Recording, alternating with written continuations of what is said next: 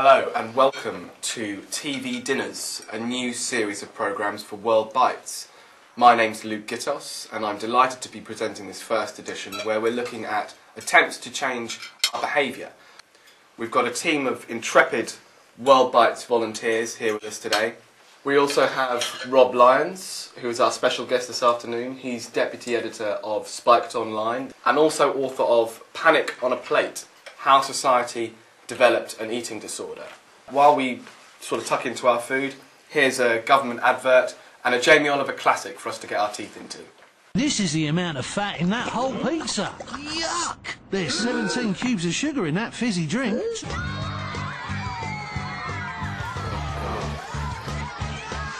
Joes. And then obviously going with those are our best friend here. French fries.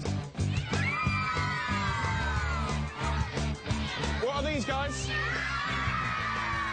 Tasty, tasty nachos. Who likes nachos? Well, I remember Jamie Oliver coming to my school when I was in the final years, in a city sort of comprehensive school, and he was actually punched in the face by one of our students who clearly didn't like his ideas very much and quite enjoyed his turkey Twizzlers. But what do people think of the campaign? I think it's very patronising to women in particular to say that you're not cooking anymore. Well, yeah, that's a great thing. We spent years trying to get women out of the kitchen, and now you want to put them back in?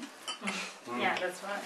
I think the basic message is valid. It's just perhaps the way that they go about things. So maybe the PR, the spin that they put on it is sensational, and doing that at the expense of missing the original point, which is actually trying to get people to eat healthier diets.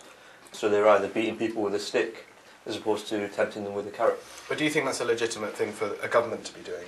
To be promoting and actively trying to encourage people to eat healthy? Should that be the role of the government, or it should be something that we do amongst ourselves? Absolutely, I think the government does have a duty to sort of educate people about different types of food and the impact of eating certain diets. But it's the way that they go about it that's what I take exception to.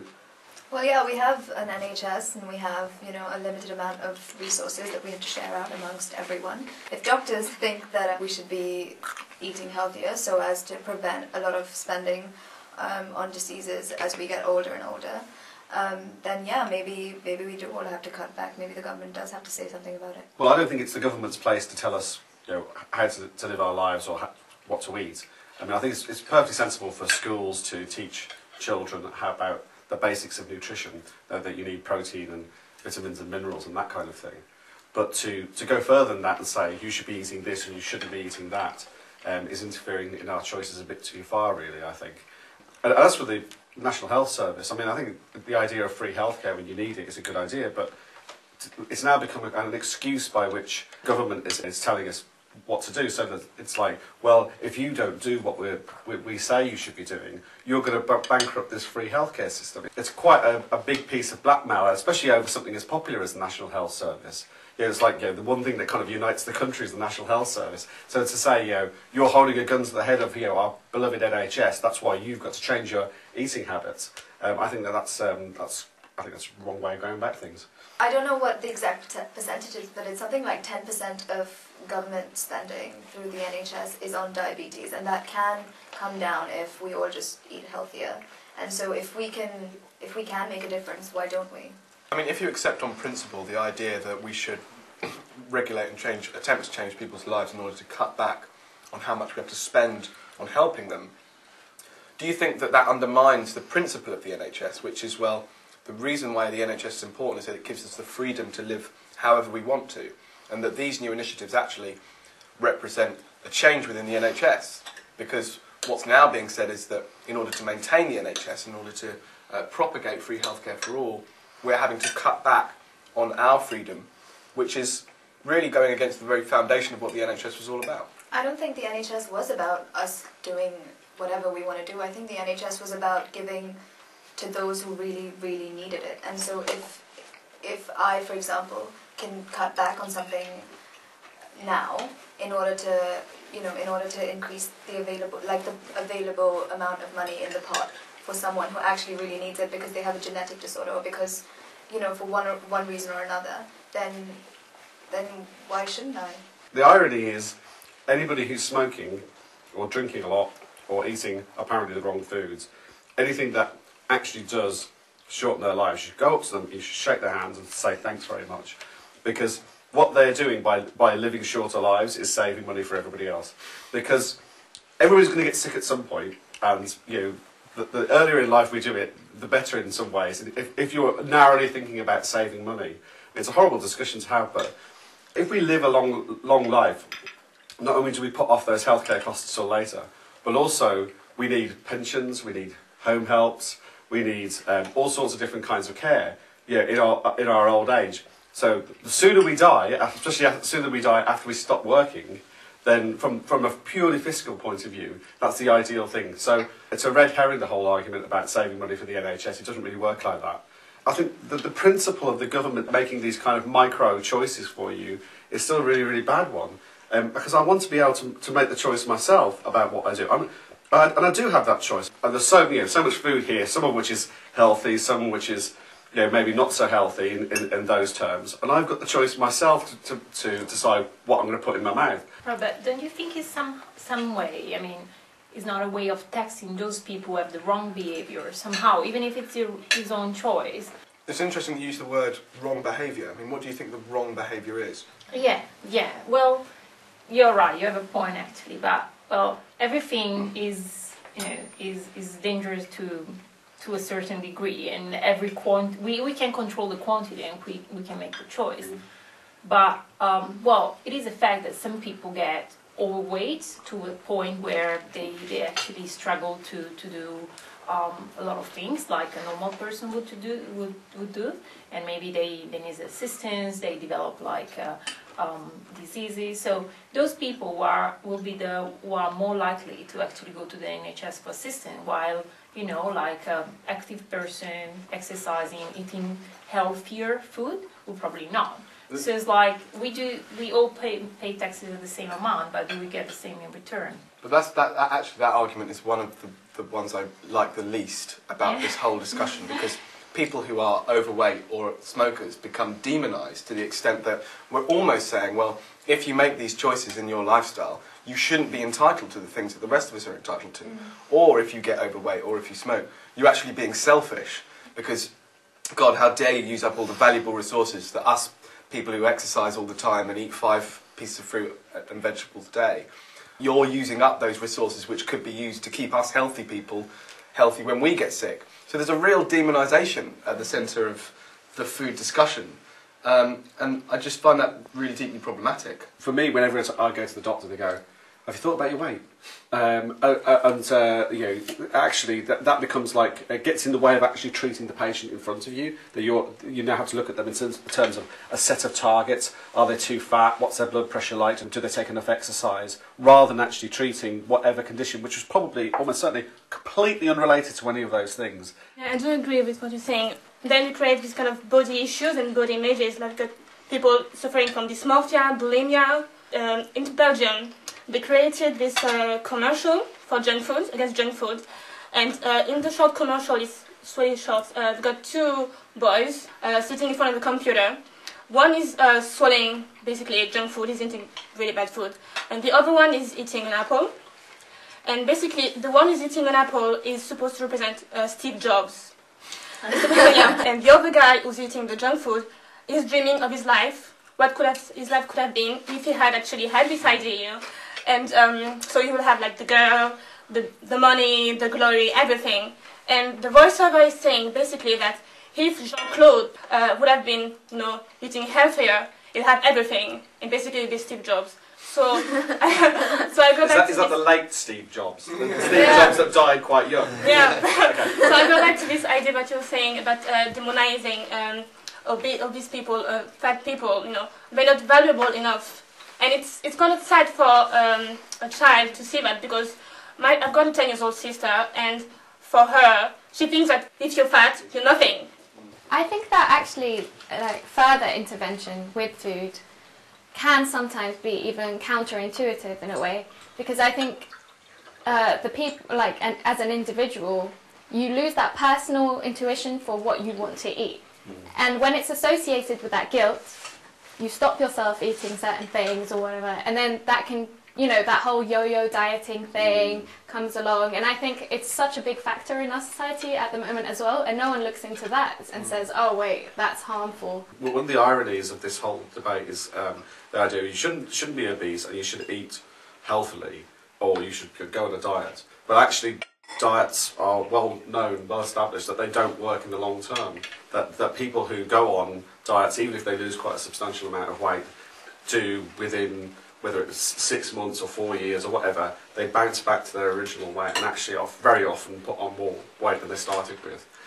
So the idea that there's a simple cure for obesity is just not true. And also, I mean, looking around this room, the vast majority of us, perhaps me as the exception, couldn't get really fat even if we tried. Yeah, so there's a very big genetic component to these things. Some people are very susceptible to piling on the pounds.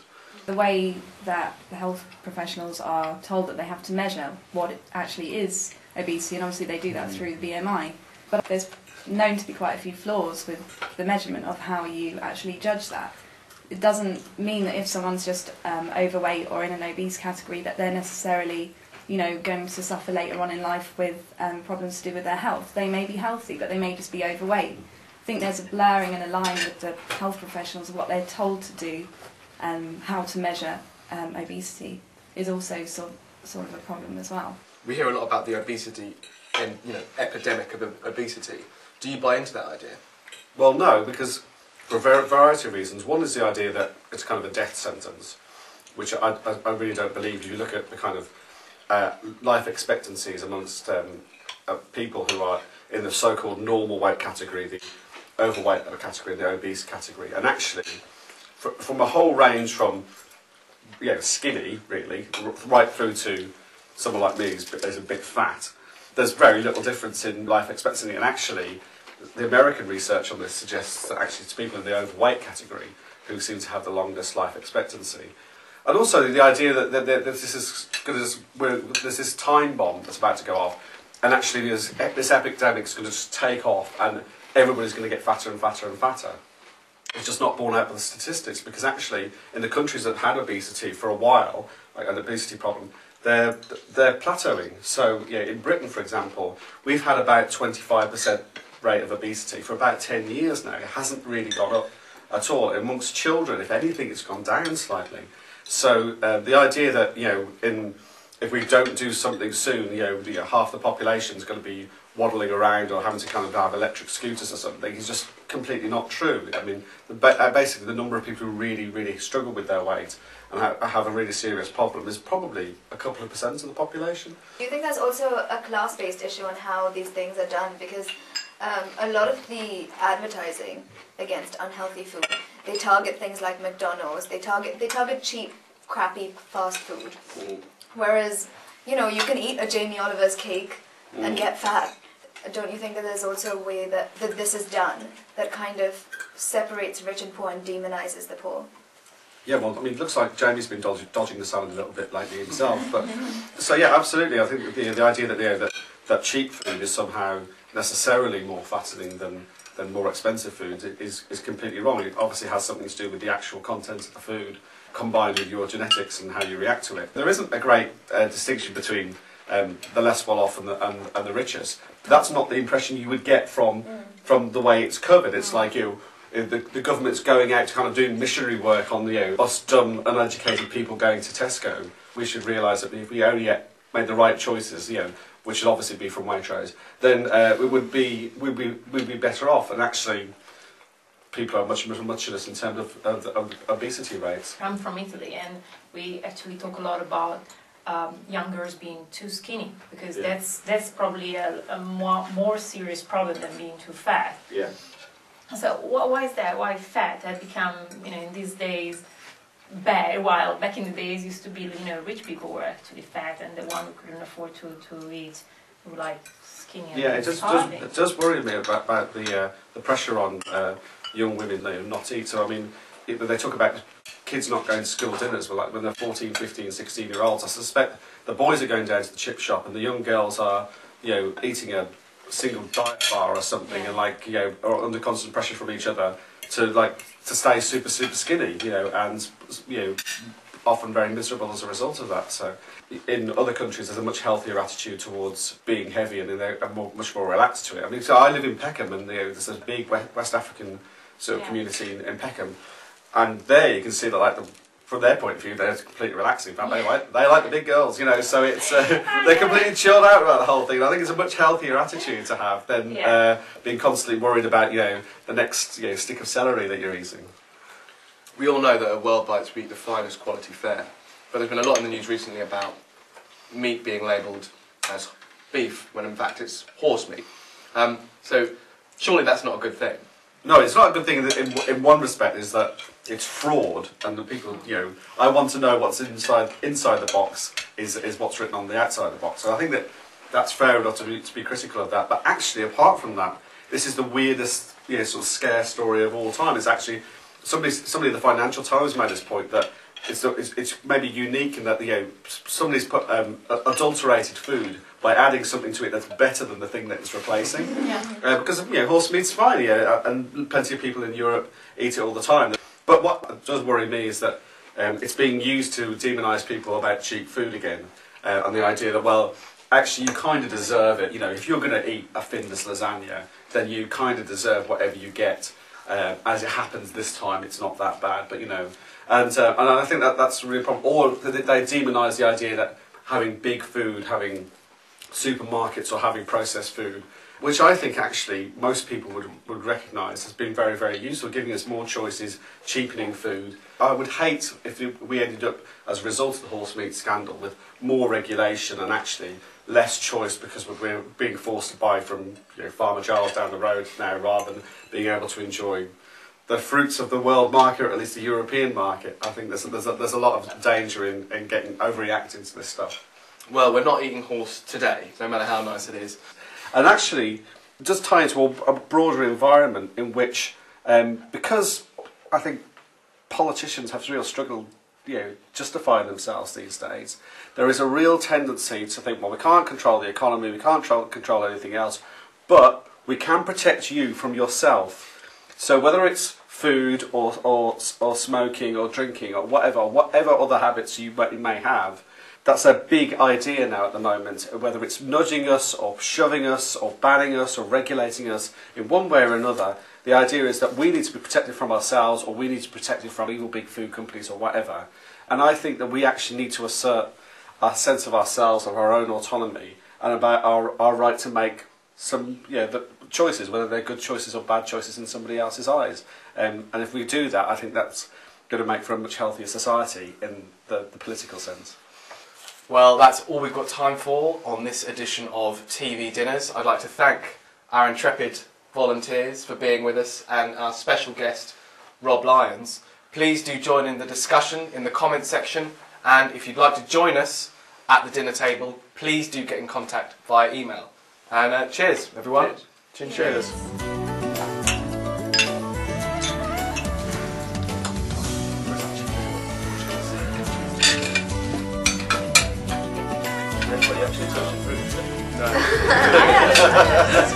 Yeah, it's sugary unhealthy nonsense. That's what you want to avoid, mate.